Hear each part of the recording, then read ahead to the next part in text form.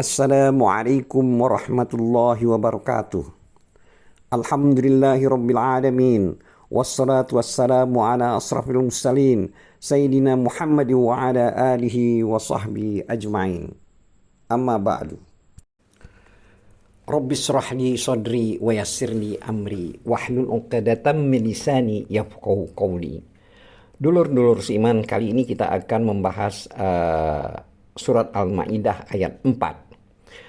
Adapun terjemahan dari ayat 4 surat Al-Maidah adalah sebagai berikut. Artinya, mereka bertanya kepadamu Muhammad, apakah yang dihalalkan bagi mereka? Katakanlah, yang dihalalkan bagimu adalah makanan yang baik-baik dan buruan yang ditangkap oleh binatang pemburu yang telah kamu latih untuk berburu.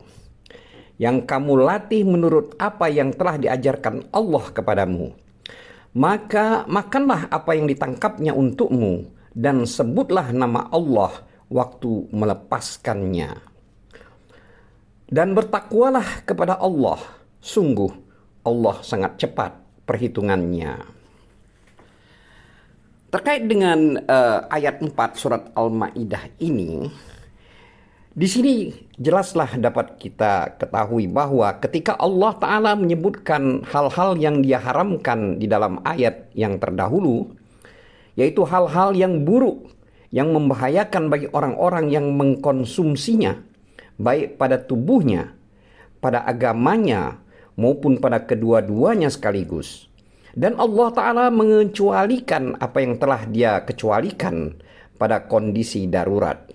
Sebagaimana yang telah Allah firmankan dalam surat Al-An'am ayat 119. Yang artinya, padahal Allah telah menjelaskan kepadamu apa yang diharamkannya kepadamu, kecuali jika kamu dalam keadaan terpaksa. Setelah itu Allah Ta'ala berfirman, yaitu dalam surat Al-Maidah ayat 4 yang telah kita bacakan tadi. Yang artinya, mereka menanyakan kepadamu, apakah yang dihalalkan bagi mereka? Katakanlah, dihalalkan bagimu yang baik-baik. Sama halnya seperti yang tercantum dalam surat Al-A'raf yang berkaitan dengan ciri-ciri Muhammad SAW, bahwasanya beliau yang menghalalkan segala yang baik bagi mereka dan mengharamkan segala yang buruk bagi mereka. Ini adalah terjemahan dari surat Al-A'raf ayat 157.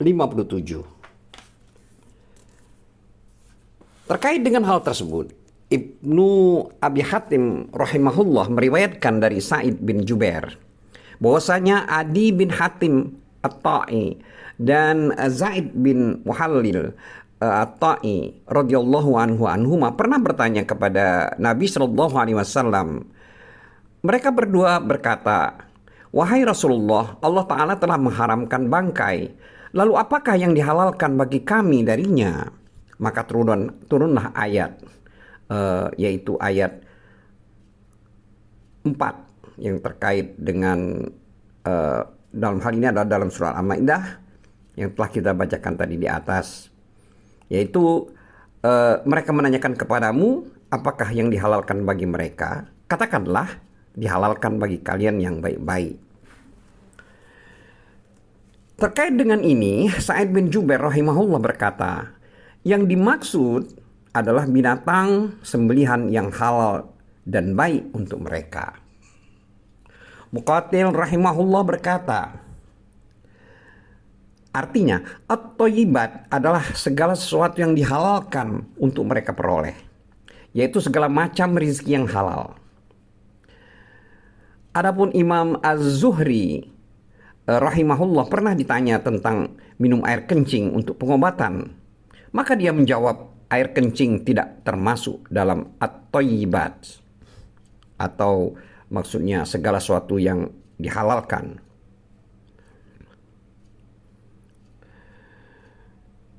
Dulur-dulur seiman, dalam kalimat ayat 4 surat Al-Maidah ini, yaitu dalam kalimat yang artinya dan buruan yang ditangkap oleh binatang buas yang telah kamu ajar dengan melatihnya untuk berburu.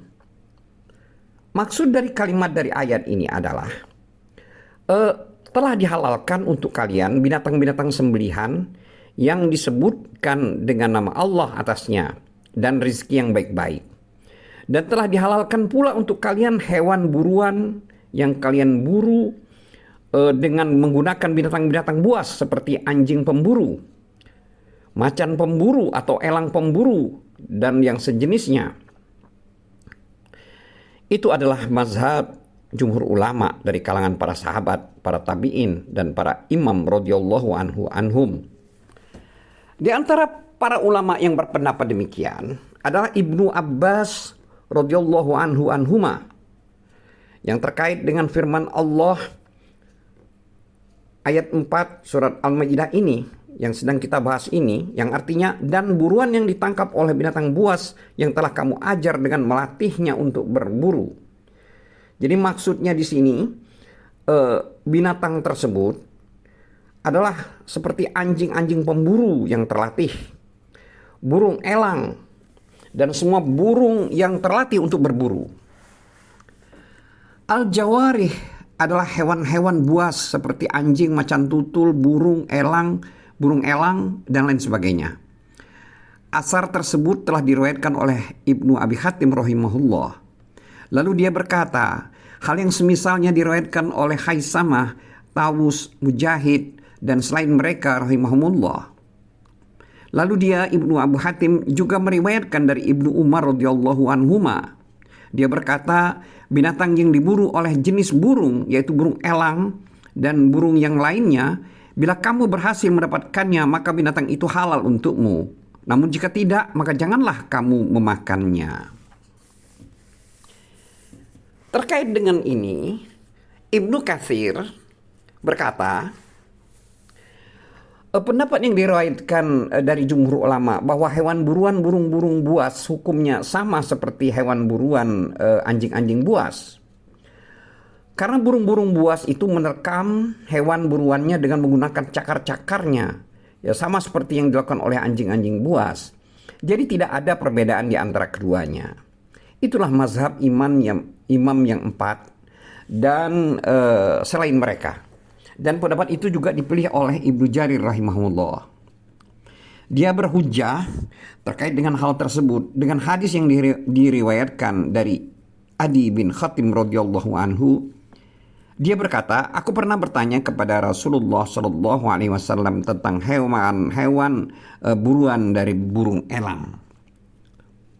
Maka beliau sallallahu alaihi wasallam menjawab, hewan buruan yang berhasil dia tangkap untukmu, makanlah. Adapun Imam Ahmad rahimahullah mengecualikan hewan yang diburu oleh anjing berwarna hitam.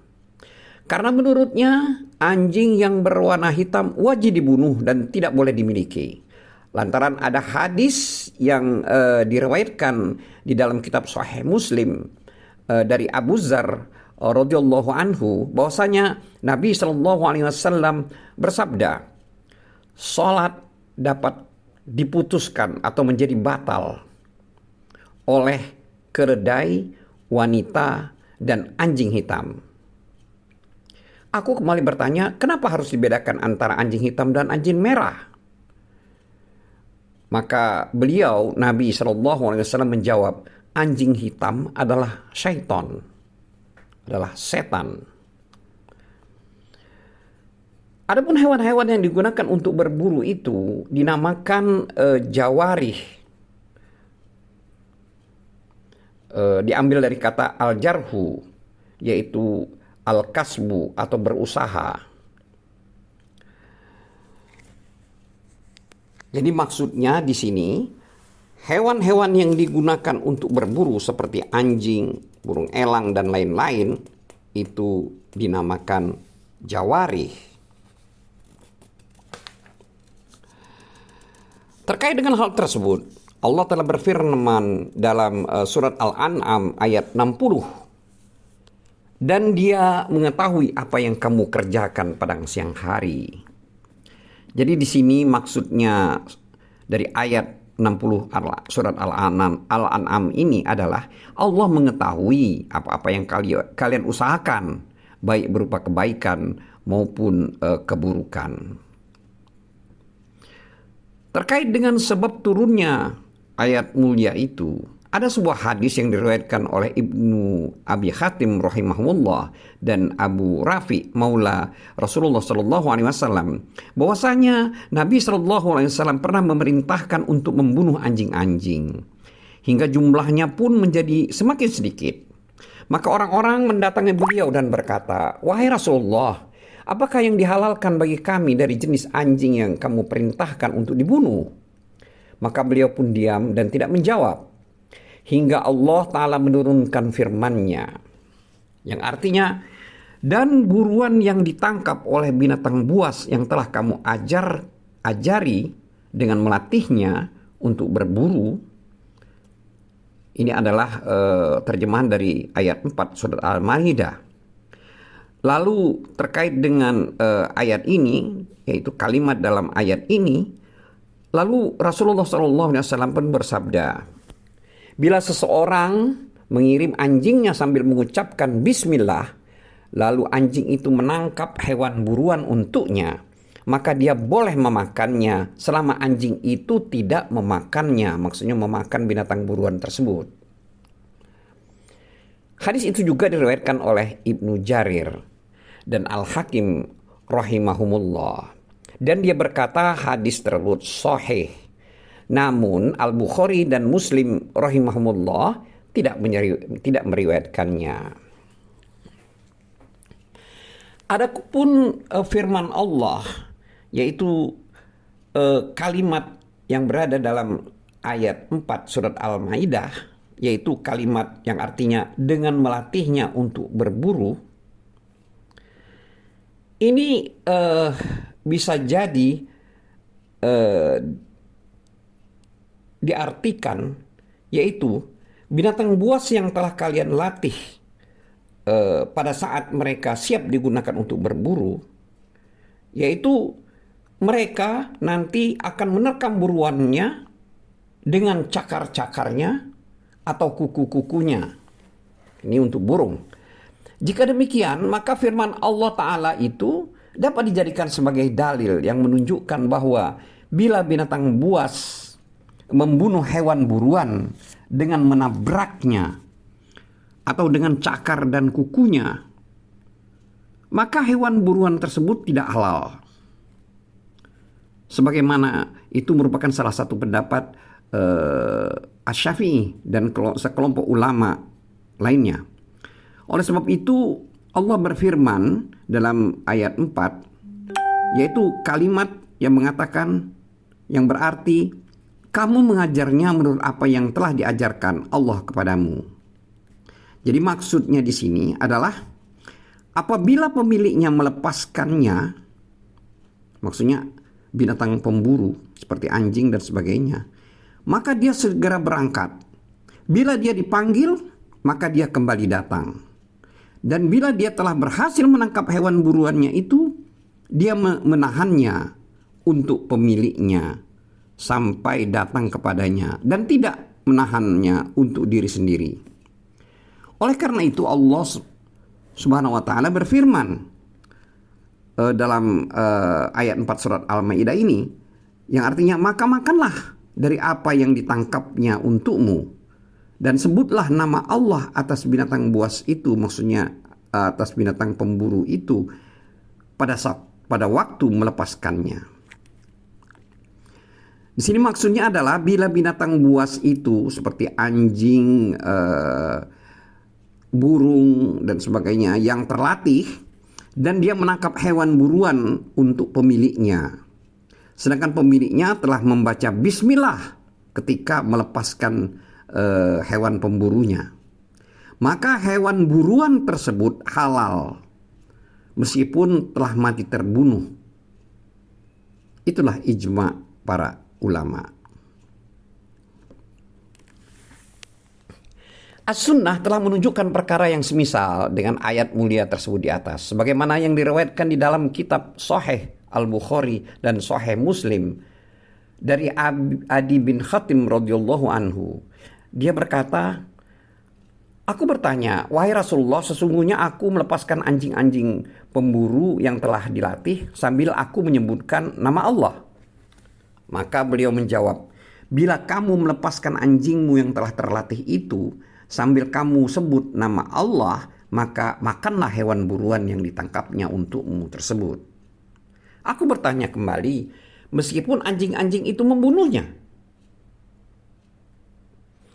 Beliau Shallallahu Alaihi Wasallam menjawab, meskipun anjing-anjingmu itu membunuh hewan buruannya tersebut selama mereka tidak ditemani oleh anjing lain yang bukan darinya. Maksudnya bukan anjing pemburu yang memang terlatih. Karena sesungguhnya kamu hanya menyebut nama Allah untuk anjingmu saja dan tidak menyebut nama Allah untuk anjing yang lain yang ikut memburu itu. Aku bertanya kepada beliau Sallallahu Alaihi Wasallam, sesungguhnya aku pernah melempar hewan buruan dengan tombak dan mengenainya. Maka beliau Sallallahu Alaihi Wasallam menjawab, bila kamu melempar hewan buruan itu dengan tombak hingga menusuknya, maka makanlah. Akan tetapi jika yang mengenainya, maksudnya yang mengenai binatang buruan itu adalah bagian sampingnya atau bagian samping dari tombak tersebut, maka sesungguhnya dia itu matinya adalah mati terpukul. Maka jangan kamu memakannya. Di dalam lafaz lain milik Al-Bukhari dan Muslim rahimahullah disebutkan, jika kamu melepaskan anjingmu maka bacalah nama Allah. Jika dia menangkap hewan buruan untukmu lalu kamu mendapatkannya dalam keadaan masih hidup, maka sembelihlah dia. Binatang, maksudnya binatang buruan tersebut. Namun jika kamu mendapatkannya telah mati terbunuh sedangkan anjingmu itu tidak memakannya, maka makanlah. Karena sesungguhnya terkaman anjingmu itu merupakan sembelihannya.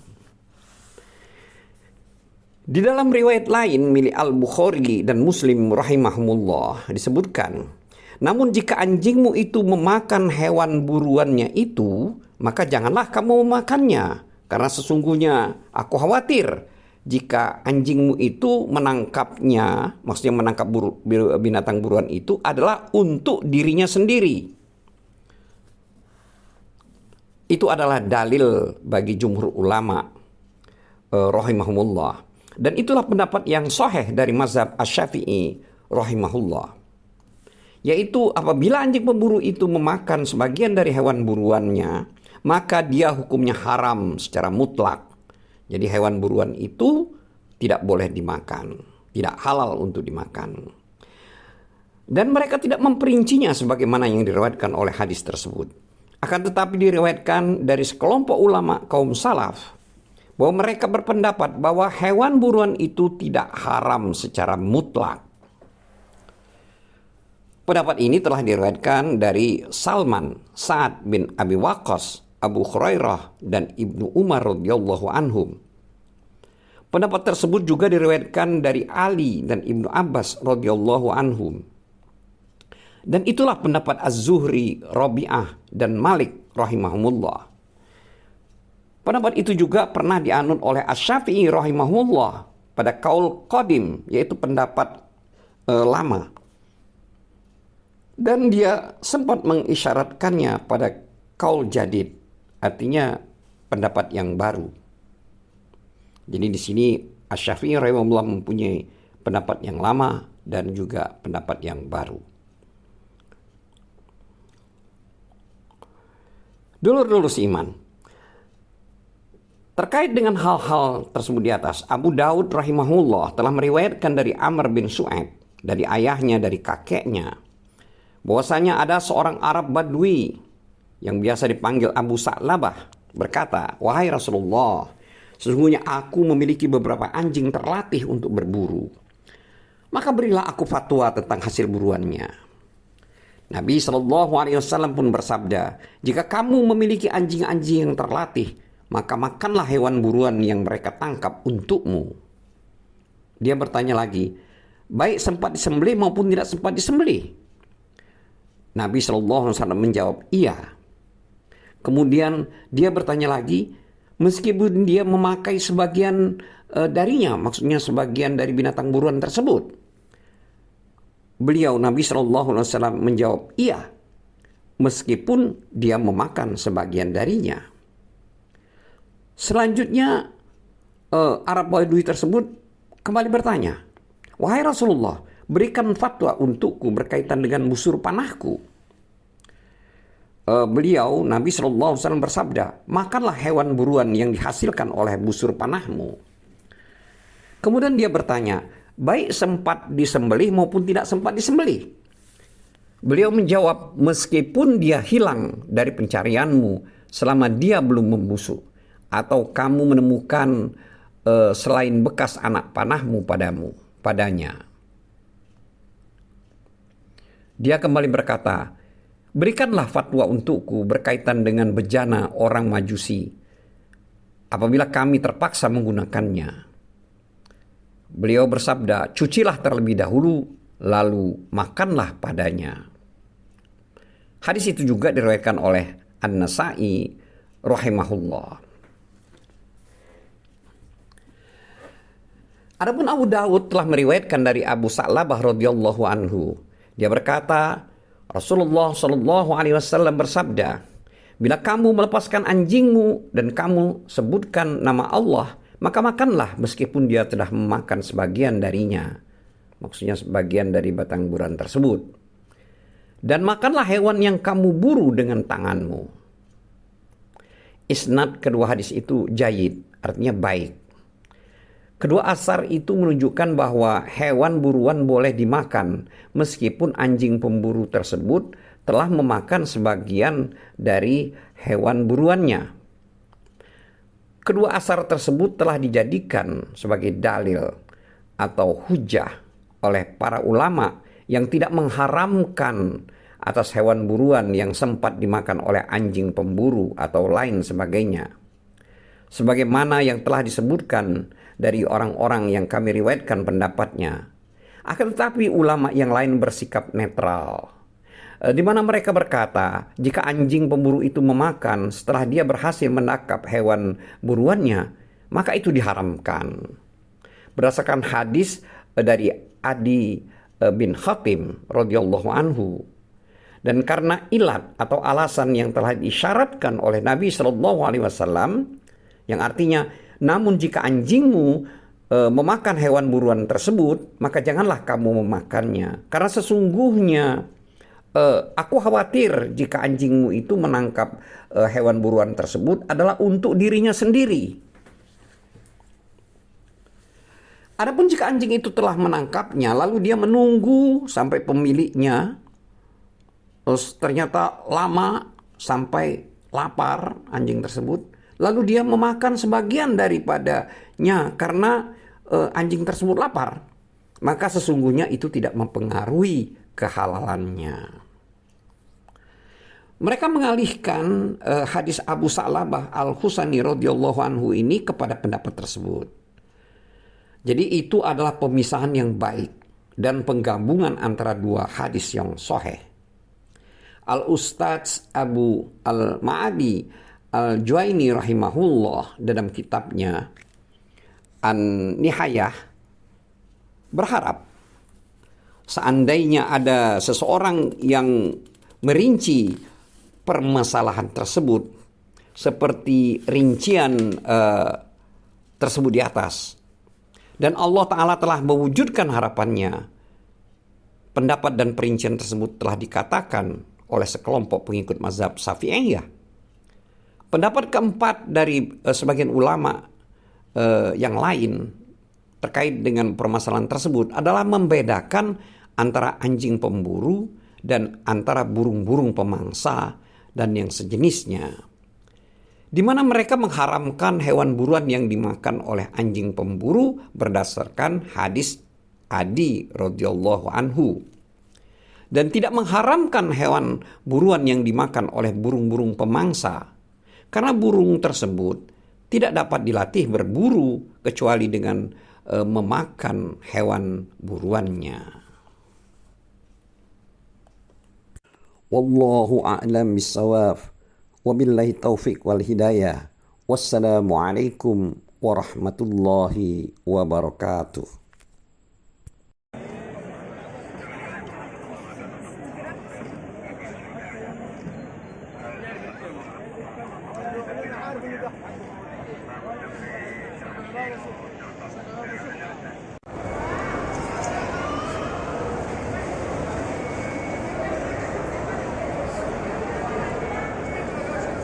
Mau lihat itu